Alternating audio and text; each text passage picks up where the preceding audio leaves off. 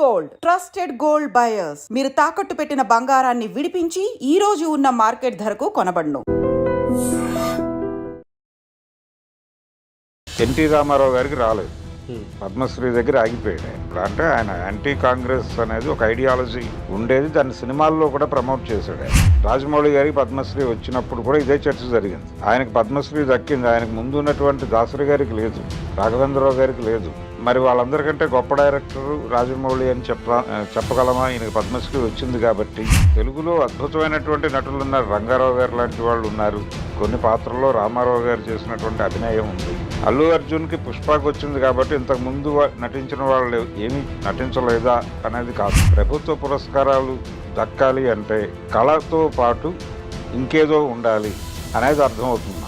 కేంద్ర ప్రభుత్వం ప్రతి సంవత్సరం కూడా పద్మ అవార్డ్స్ని కూడా ఇస్తూ ఉంటారు. అలాగే ఈ సంవత్సరం మన తెలుగు వాళ్ళకు కూడా చాలామందికి కూడా వచ్చాయి. కాకపోతే అందులో మనం ప్రత్యేకంగా మాట్లాడుకోవాల్సింది పద్మభూషణ్ వచ్చింది కూడా మన బాలకృష్ణ గారికి. సో వారి తండ్రి గారైన విశ్వవిఖ్యాత నట సార్వభౌముడు మన ఎన్టీఆర్ గారికి కూడా వచ్చింది కూడా కేవలం పద్మశ్రీ. కానీ మరి తండ్రిని మించిన తనయుడుగా ఇప్పుడైతే బాలకృష్ణ గారికి పద్మభూషణ్ అనేది కూడా వచ్చింది. దీని గురించి కూడా మనం వివరంగా మాట్లాడుకోవడానికి ఇప్పుడు మనతో పాటు కూడా మరి ఫిలిం క్రిటిక్ అలాగే సీనియర్ జర్నలిస్ట్ అయిన భరద్వాజ్ గారు ఉన్నారు. మరి ఆయన్ని అడుగుతున్నాం. హాయ్ సార్, నమస్తే సార్. హాయ్, నమస్తే. తండ్రిని మించిన తనయుడిగా ఇప్పుడైతే బాలకృష్ణ గారు ఉన్నారని చెప్పుకోవాలి. ఎందుకంటే విశ్వవిఖ్యాత నట సార్వభౌముడు మన ఎన్టీఆర్ గారికి కేవలం పద్మశ్రీ మాత్రమే వచ్చింది. కానీ ఇక్కడైతే బాలకృష్ణ గారికి పద్మభూషణ్తో కూడా సత్కరించబోతున్నారు. సో ఇది ఎలా మనం చూడవచ్చు, అండ్ మన తెలుగు వాళ్ళు కూడా గర్వించే ఒక గొప్ప సూచకం అనేది చెప్పాలి. అంటే తెలుగు సినిమా రంగంలో 68లో ఆయనకి పద్మశ్రీ వచ్చింది రామారావు గారికి. ఆయనకంటే ముందు పద్మశ్రీలు తీసుకున్న వాళ్ళు ఉన్నారంటే 68లోనే అక్కినేని నాగేశ్వరరావు గారికి ఎన్టీ రామారావు గారికి ఇద్దరికి ఇచ్చారు. వీళ్ళకంటే ముందు పద్మశ్రీ తీసుకున్నటువంటి నటుడు చిత్తూరు నాగయ్య గారు. ఆ తర్వాత వీళ్ళిద్దరికీ పద్మశ్రీలు వచ్చినాయి. వీళ్ళ తర్వాత జనరేషన్ హీరోలు కృష్ణ గారికి, శోభన్ బాబు గారికి. కృష్ణ గారికి చాలా ఆయనకి ప్రభుత్వ పురస్కారాలు రాలేదు, కానీ చివరి రోజుల్లో ఆయనకి పద్మభూషణ్ ఇచ్చారు. ఆయన కాంగ్రెస్ పార్టీకి సన్నిహితంగా వ్యవహరించాడు. అయినప్పటికీ ఆయనకి చాలా లేటుగానే పద్మభూషణ్ వచ్చింది. అక్కినేని నాగేశ్వరరావు గారు ఆయన మొదటి నుంచి కూడా కాంగ్రెస్ పార్టీతో సన్నిహితంగానే వ్యవహరిస్తూ ఉండేవాడు. అలాగే ముఖ్యమంత్రులకి చాలా సలహాలు చెప్పేవాడు. ఆయన చాలా సన్నిహితంగా ఉండేవాడు. బ్రహ్మానందరెడ్డి గారితో, వెంగళరావు గారితో, చెన్నారెడ్డి గారితో, వీళ్ళందరితోనూ గుడ్ రిలేషన్స్లో ఉండేవాడు ఆయన. అందుకని ఆయనకి ప్రభుత్వం నుంచి రావాల్సిన అన్ని పురస్కారాలు దక్కాయి. పద్మశ్రీ దగ్గర నుంచి మొదలు పెడితే ఆయన పద్మవిభూషణ్ వరకు తీసుకున్నాడు. అలాగే చిరంజీవి గారు పద్మవిభూషణ్ వరకు తీసుకున్నారు. ఎన్టీ రామారావు గారికి రాలేదు, పద్మశ్రీ దగ్గర ఆగిపోయాడు. ఆయన ఆగిపోవటానికి కారణం ఏమిటి అంటే, ఒకటి ఆయన ప్రభుత్వ విధానాలకు వ్యతిరేకంగా సినిమాలు తీయటం అనేది ఒక ప్రోగ్రాం నడిచింది ఆయన జీవితంలో. ఓకే. అందుకని కొంచెం ఆయన్ని వ్యతిరేకిగానే చూసేవాళ్ళు. అంటే ఆయన యాంటీ కాంగ్రెస్ అనేది ఒక ఐడియాలజీ ఉండేది, దాన్ని సినిమాల్లో కూడా ప్రమోట్ చేశాడు ఆయన. అంటే ఒకవైపు ఇందిరాగాంధీ గారు 20 సూత్రాల ఆర్థిక పథకం అని తీసుకొచ్చి బర్త్ కంట్రోల్ ఆపరేషన్లు, కుటుంబ నియంత్రణ అని పెట్టి ఆవిడ చేస్తున్న టైంలో దానికి వ్యతిరేకంగా సినిమా తీశాడు ఈయన, తాతమ్మ కళ అనే పేరుతో. అందువలన ఆయన్ని కొంచెం డిఫరెంట్గా చూడటంతో ఆయనకి కేంద్రం నుంచి రావాల్సిన పురస్కారాలు దక్కలేదు. దీని నుంచి మనకేమర్థం అవుతుందంటే, ప్రభుత్వ పురస్కారాలు దక్కాలి అంటే కళతో పాటు ఇంకేదో ఉండాలి అనేది అర్థమవుతుంది మనకి. ఆ ఇంకేదో అనేది ఏమిటి అనేది ఎవరికి వాళ్ళు. ఇప్పుడు మన తెలుగు సినిమా దర్శకుల్లో రాజమౌళి గారికి పద్మశ్రీ వచ్చినప్పుడు కూడా ఇదే చర్చ జరిగింది. ఆయనకు పద్మశ్రీ దక్కింది, ఆయనకు ముందు ఉన్నటువంటి దాసరి గారికి లేదు, రాఘవేంద్రరావు గారికి లేదు, కె విశ్వనాథ్ గారికి వచ్చింది. కె విశ్వనాథ్ గారికి వచ్చింది, బాపు గారికి ఆంధ్ర అకౌంట్లో రాలేదు, ఆయనకి తమిళనాడు అకౌంట్లో వచ్చింది. తమిళనాడు కోటాలో ఆయనకి పద్మశ్రీ వచ్చింది. ఇంకే డైరెక్టర్లకి లేదు, ఆదుర్తి సుబ్బారావు గారికి లేదు, కేవీ రెడ్డి గారికి లేదు, బిఎన్ రెడ్డి గారికి దాదాసాహెబ్ ఫాల్కే అవార్డు ఉంది. ఇలా మరి వాళ్ళందరికంటే గొప్ప డైరెక్టరు రాజమౌళి అని చెప్పగలమా? ఈయనకి పద్మశ్రీ వచ్చింది కాబట్టి మరి మాయాబజార్ లాంటి సినిమాలు తీశాడు, పాతాళ భైరవి, జగదేకవీరుని కథ లాంటి సినిమాలు తీశాడు ఆయన, కేవీ రెడ్డి గారు. ఆయనకేవి ప్రభుత్వ పురస్కారాలు ఏవీ లేవు. ఇలా ఈవెన్ 150 సినిమాలు తీసినటువంటి ఒక ఫ్యాక్టరీ లాగా సినిమాలు తీసినటువంటి దాసరి గారు, ఆయనకు పైగా పొలిటికల్ ఇన్ఫ్లుయెన్సెస్ కూడా ఉన్నాయి. ఆయన ఏరియాలో మంత్రిగా కూడా వర్క్ చేశారు, కేంద్ర మంత్రిగా ఉన్నాడు, కాంగ్రెస్ పార్టీకి చాలా సన్నిహితంగా ఉన్నాడు ఆయన. అయినప్పటికీ ఆ ఫోకస్ లేకపోవడంతో ఆయన పట్టించుకోలేదు, అలా వెళ్ళిపోయింది అది ఆ జమానా. అలాగే హీరోయిన్స్లో భానుమతి గారికి పద్మశ్రీ చాలా ఎర్లీగానే, అంటే వీళ్ళిద్దరితో పాటే వచ్చింది. అలాగే సింగర్స్లో ఘంటసాల గారికి కూడా వీళ్ళతో పాటు, అప్పుడు నాగేశ్వరరావు రామారావు గారి కంటే కొంచెం ఆ టైంలోనే ఇచ్చారు ఆయనకు కూడా. ఆ తర్వాత మళ్ళీ బాలసుబ్రహ్మణ్యం గారికి వచ్చింది. బాలసుబ్రహ్మణ్యం గారిది కూడా తమిళనాడు కోటాలోనే వచ్చింది. ఇలా పద్మశ్రీ పురస్కారాలకు సంబంధించి తెలుగు సినిమా రంగంలో చాలా వివక్షకు గురైన తెలుగు సినిమా రంగం అనేది ఒక అభిప్రాయం చాలామందిలో ఉంది. అంటే చాలా అద్భుతమైనటువంటి కళాకారుల్ని ప్రొడ్యూస్ చేసింది టాలీవుడ్, కానీ అందరికీ ప్రభుత్వ పురస్కారాలు దక్కలేదు, వాళ్ళు చేసినటువంటి కృషికి గుర్తింపు దక్కలేదు. అలాగే తెలుగులో అద్భుతమైనటువంటి నటులు ఉన్నారు, రంగారావు గారు లాంటి వాళ్ళు ఉన్నారు, కొన్ని పాత్రల్లో రామారావు గారు చేసినటువంటి అభినయం ఉంది. అయినప్పటికీ వీళ్ళెవరికి కూడా జాతీయ ఉత్తమ నటుడి పురస్కారం దక్కలేదు. పుష్పకి అల్లు అర్జున్కి వచ్చే వరకు. అల్లు అర్జున్కి పుష్పకి వచ్చింది కాబట్టి ఇంతకుముందు నటించిన వాళ్ళు ఏమీ నటించలేదా అనేది కాదు. ఆ టైంలో ఆ పోటీలో అప్పుడున్నటువంటి వాతావరణంలో అతనికి ఆ పురస్కారం దక్కింది అనుకోవాలి. రాజమౌళి పరిస్థితి కూడా అదే. ఇలా అంటే రాజమౌళి గారికి రావటం మీద కూడా చర్చ జరిగింది ఆ టైంలో. అంటే వాళ్ళు కొంత రైట్ వింగ్ పాలిటిక్స్కి దగ్గరగా ఉండటం అనే వ్యవహారం వలన ఆయనకి పద్మశ్రీ, అలాగే వారి తండ్రి గారికి రాజ్యసభ, ఆ రెండు అలా సాకారం అయ్యాయి అనేటువంటి అభిప్రాయం కూడా చాలామందిలో ఉంది. ఈ యాంగిల్లో చూసుకుంటే కొంచెం రాజకీయంగా భిన్నాభిప్రాయాలు కలిగిన వాళ్ళని పక్కన పెట్టినటువంటి కేటగిరీలో రామారావు గారికి అనిపిస్తాడు. అందుకని ఆయనకి రావాల్సినటువంటి పురస్కారాలు రాకపోవడంతో ఇప్పుడు బాలకృష్ణ గారికి అన్ని విధాల అనుకూలమైనటువంటి వాతావరణం ఉంది. అంటే అక్కడ ఆంధ్రప్రదేశ్లో ఎన్డీఏ ప్రభుత్వం ఉంది. ఎన్డీఏ ప్రభుత్వంలో ఆయన ఎన్డీఏ ప్రభుత్వానికి నాయకత్వం వహిస్తున్నటువంటి పార్టీ నుంచి ఎమ్మెల్యేగా 3వ సారి గెలుచున్నాడు ఆయన.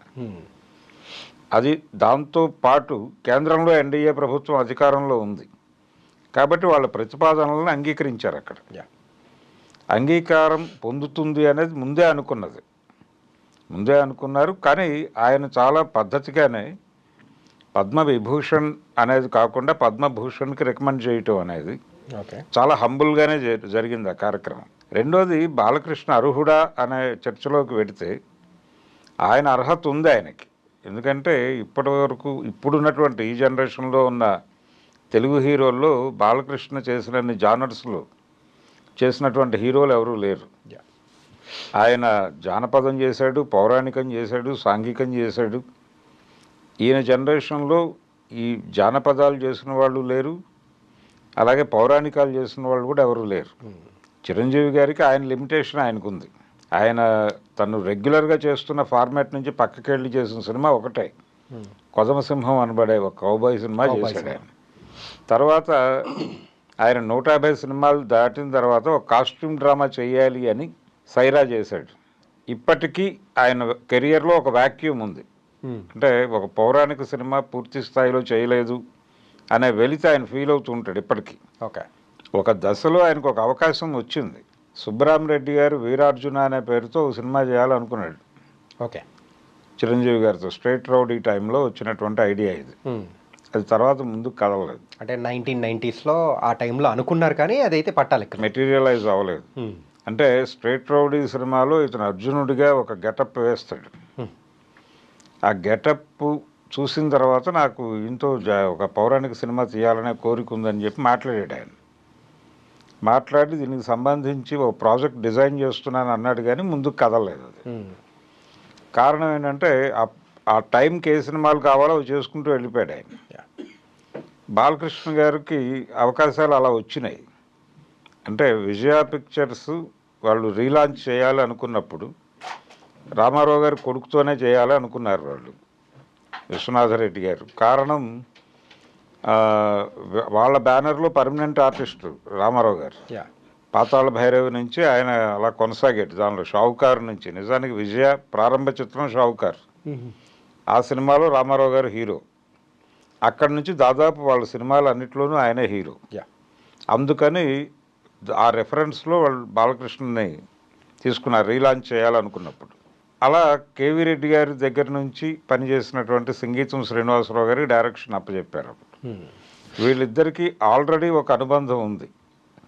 ఆదిత్య 369 సినిమా, ఆ సినిమాతో ఒక ట్రావెల్ ఉండటం వల్ల వీళ్ళిద్దరూ కంఫర్ట్గానే ఆ సినిమా చేయగలిగారు. అది మంచి విజయం సాధించింది. ఇలా అంటే రామారావు గారి డైరెక్షన్లో పౌరాణికాలు చేశాడు ఈయన. దానవీర స్వరకరణలో అభిమన్యుడిగా నటించాడు. ఇలా రకరకాల పాత్రలు చేశాడు. అలాగే భైరవ ద్వీపంలో కురూపిగా నటించాడు. యా ఇలా కేవలం హీరోయిక్గా ఉండే క్యారెక్టర్లు మాత్రమే కాకుండా భిన్నమైనటువంటి కథాంశాలతో వచ్చిన సినిమాల్లో కూడా ఆయన ఒకటి సినిమాలో టెర్రరిస్ట్గా కనిపిస్తాడు, యా సుల్తాన్ అనే సినిమా.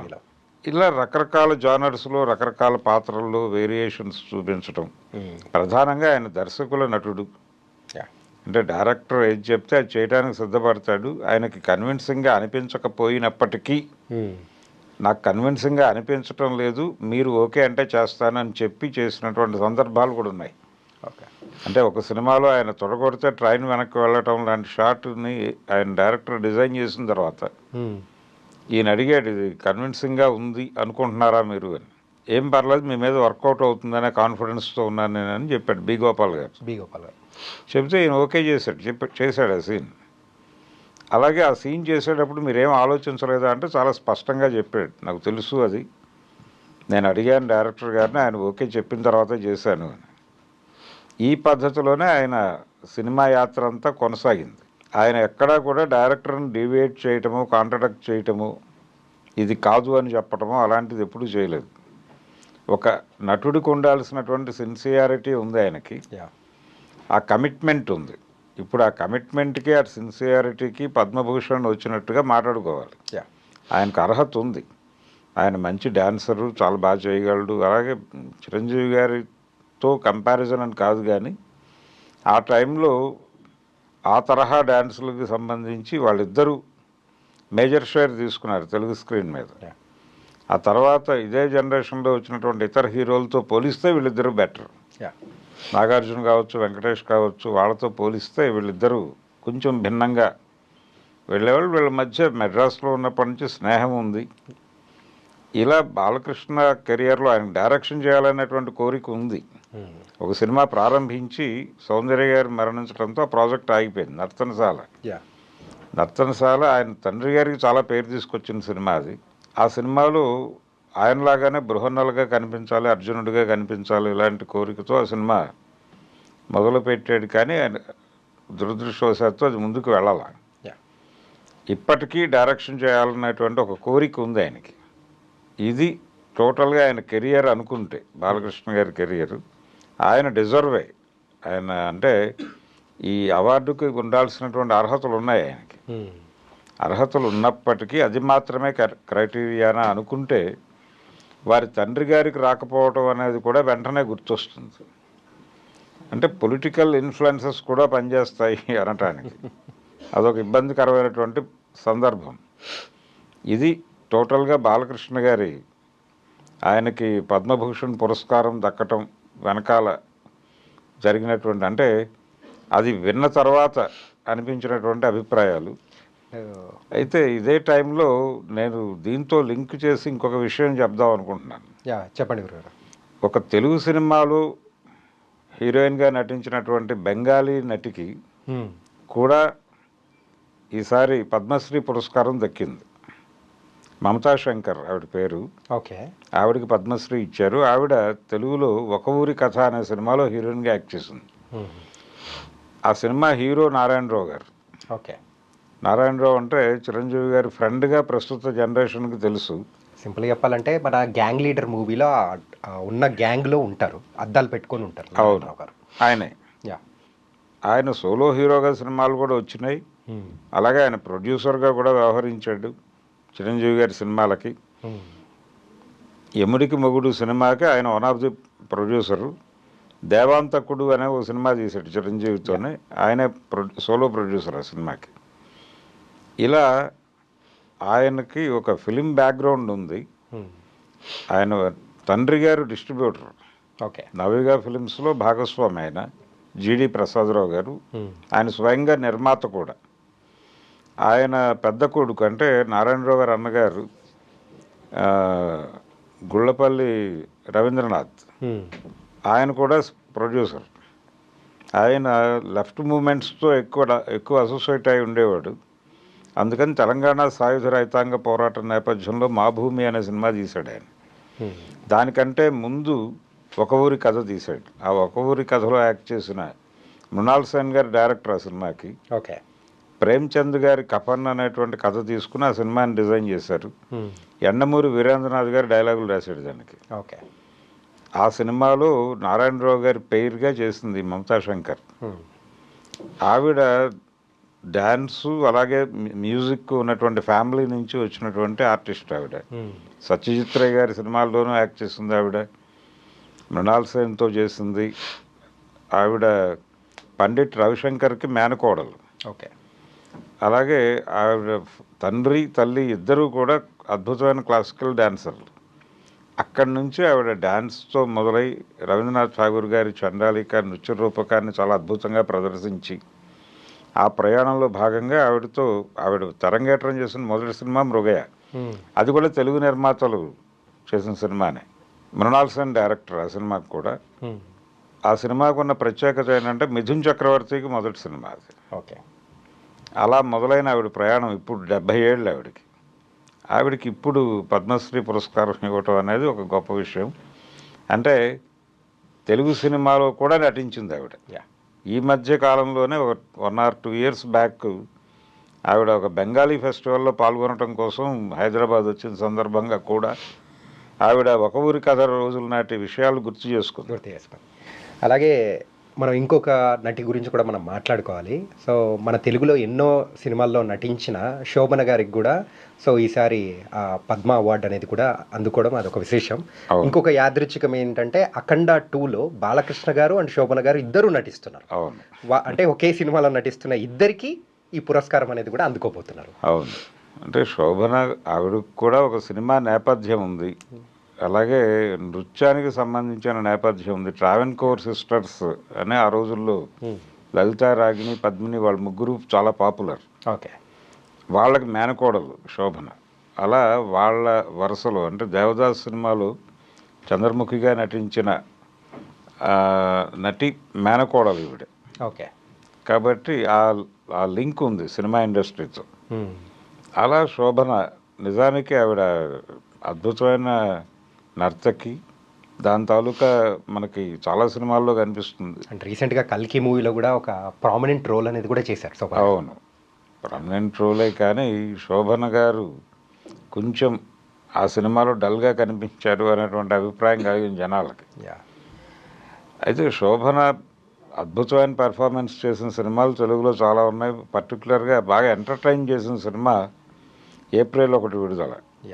ఏప్రిల్ 1 విడుదల మంచి, అంటే ఆవిడ క్యారెక్టర్ చాలా ఎనర్జెటిక్గా ఉంటుంది.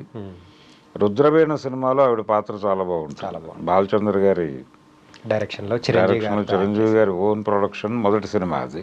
ఓకే. అంజనా ప్రొడక్షన్స్లో. ఆ సినిమాలో ఆవిడ నటన చాలా బాగుంటుంది. అలాగే బాలచంద్ర గారు మంచి అవకాశాలు ఇచ్చాడు ఆవిడకి. ఓకే.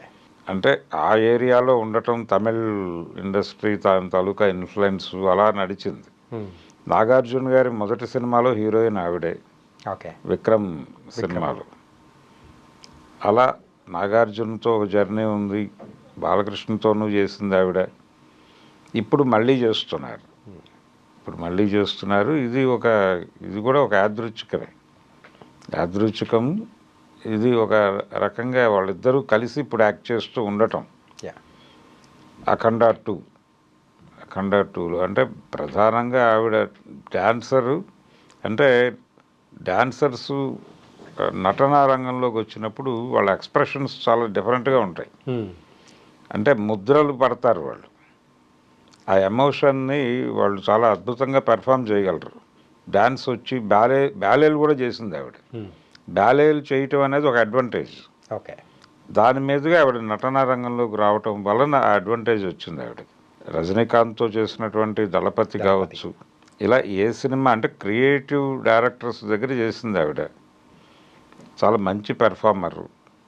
అలాగే ఆవిడ డబ్బింగ్ ఆవిడే చెప్పుకోవడానికి ప్రయత్నం చేసేది ఆవిడ. తెలుగులో సాధ్యం కాలేదు కానీ తమిళ్లో ఆవిడే చెప్పుకునేది. ఓకే.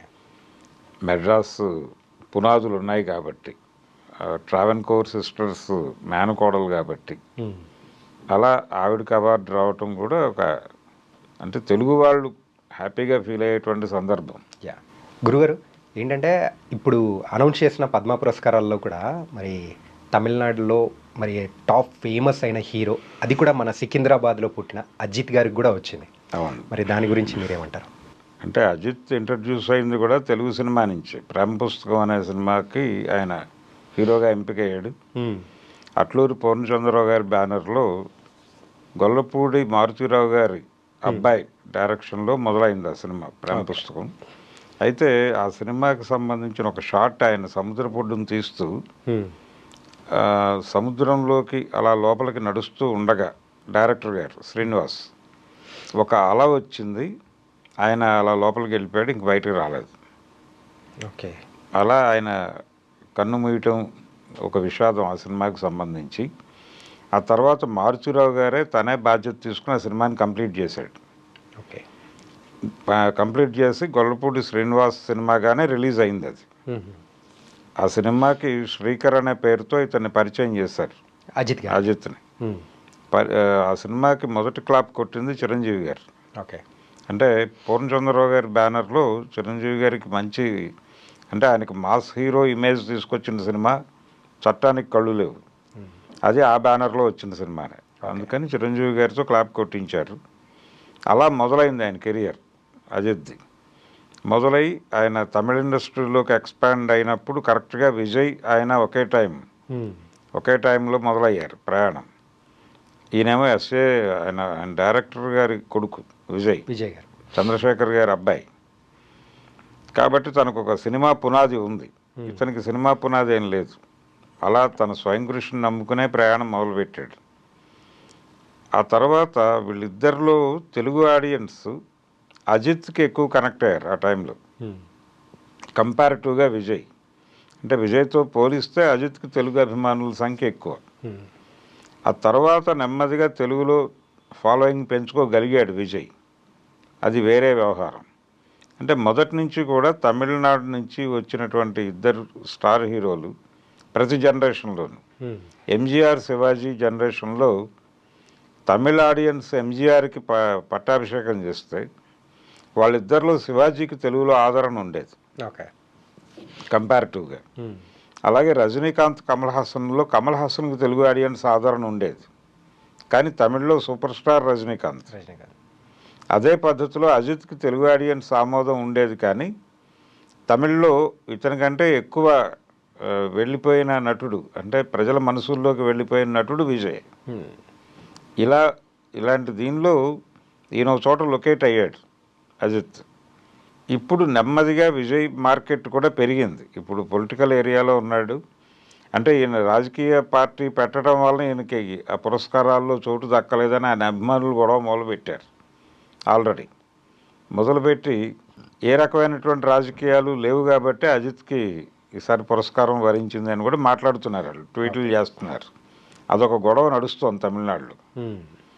అది పక్కన పెట్టేసి ఒక తెలుగువాడిగా అతనికి పురస్కారం రావటం పట్ల మనం అభినందనలు తెలియజేయటం better. Thank you so much గురుగారు. ఏంటంటే చాలామందికి కూడా పద్మ పురస్కారాలు వచ్చాయి, అది కూడా ముఖ్యంగా అయితే మన తెలుగు వాళ్ళు ఇంకా హ్యాపీగా ఫీల్ అవ్వాల్సింది బాలకృష్ణ గారికి రావడం అనేది కూడా పద్మభూషణ్. సో ఇలా వీళ్ళందరినీ మనం అంటే వాళ్ళు చేసిన సినిమాలు, వాళ్ళు చేసిన సేవలు కానీ అన్నీ గుర్తు తెచ్చుకొని మనం కూడా వివరంగా ప్రేక్షకులకి చెప్పాము. Thank you so much. Thank you.